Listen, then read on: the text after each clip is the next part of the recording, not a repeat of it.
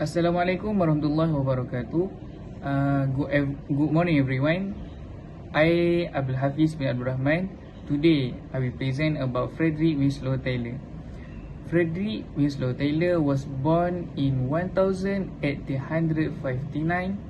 and died in 1950.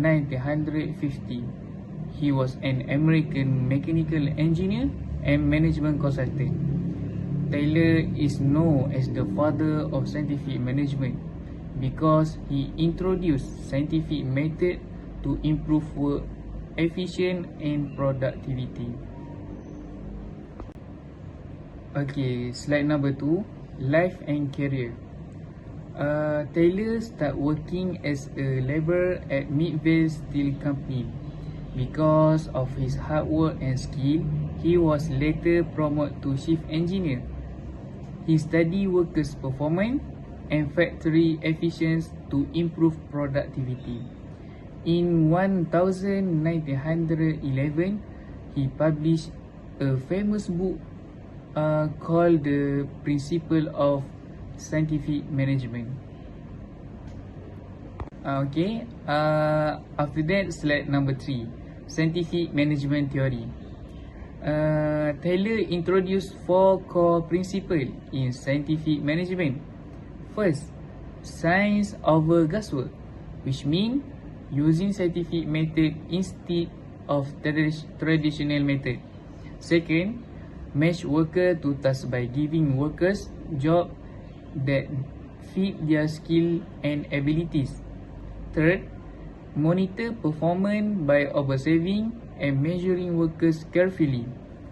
Lastly, fair division of work, where managers plan the works and workers complete the task. Slide number 4, famous experiment. One of Taylor's famous experiment was the pig iron experiment at Bethlehem Steel Company. Taylor studied how workers carried pig iron more efficiently. The productivity increased from 12.5 tons to 47 tons per day. Workers also earn higher wages by following Taylor's system. The experiment proved that scientific management could improve productivity.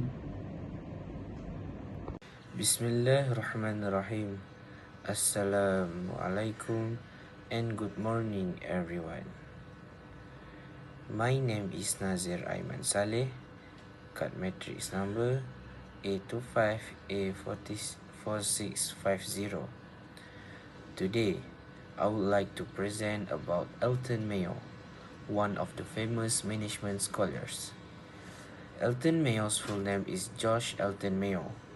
He was born in the 1880 and died in the 1949.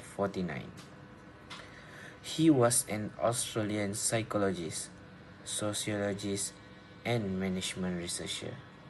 He is also known as the father of human relations movement because he emphasized the importance of human behavior, emotions, and social relationships in the workplace. Next, I will explain about Elton Mayo's life and career. He studied psychology and philosophy in Australia before moving to the United States. Later, he became a researcher at Harvard University. Elton Mayo became famous through the Horton studies conducted from 1924 until 1932. His research focused on the human side of management and employee motivations. Because of his studies, managers started to understand that workers are also motivated by teamwork, communication, and feelings, not only money. Now, I will explain Elton Mayo's human relations theory. One important finding from the Houghton studies is the Houghton effect, which means workers perform better when they know they are being observed. He also found that social relationship and teamwork can improve productivity. Besides that, employees become more motivated when they feel respected and appreciated. Elton Mayo also believed that informal groups and friendships at work can strongly influence workers' behavior and performance. Last but not least, Elton Mayo's famous experiment was conducted at the Western Electric Houghton Works factory in Chicago. Researchers wanted to study whether lighting conditions affected worker productivity. Surprisingly, productivity increased whether the lighting was improved or reduced. From this experiment, researchers concluded that workers performed better because they received attention and felt important. Therefore, Elton Mayo believed that employee care and attention are more important than physical working conditions alone. That's all from me. Thank you. Assalamualaikum warahmatullahi wabarakatuh. My name is Mohamad Zaahir. My matrix number is A25B4584. Now, let's talk about Taylors in modern organization. Taylor scientific management is still widely used today, just in a more digital and advanced form. Amazon, they use tracking software to time and optimize every worker's movement in warehouses, mirroring Taylor's idea of finding the one best way to do a job. McDonald's, they follow a fixed standardized process for every product across all outlets worldwide, applying Taylor's best method principle to ensure consistent quality and speeds. Toyota, they use Toyota production system to break tasks into measurable steps, eliminate waste through Kaizen, and assign workers based on their strength, reflecting Taylor's cost principle directly. Now, Mayo's in modern organization. Mayo human relation theory is the backbone of modern workplace, cultures, and employee management.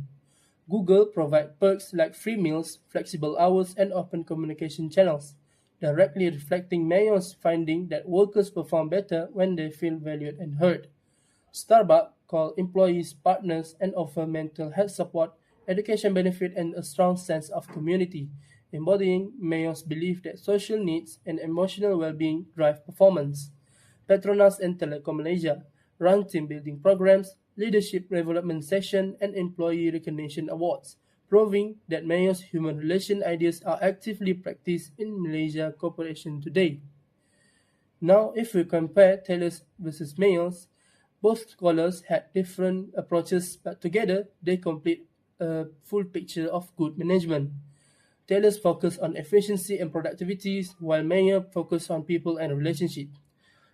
Taylor's view of workers as part of a machine, Mayo's view workers as a social human being. Taylor's motivation is higher wage and incentive, while Mayo's motivation is attention, belonging, and recognition. Taylor's method is time and motion studies. Mayo's method is interviews and observation. Taylor's key concept is scientific management, and Mayo's key concept is human relation. Taylor's legacy is industrial engineering and operation. Mayo is HR management and organizational behavior. Now, reflection and conclusion.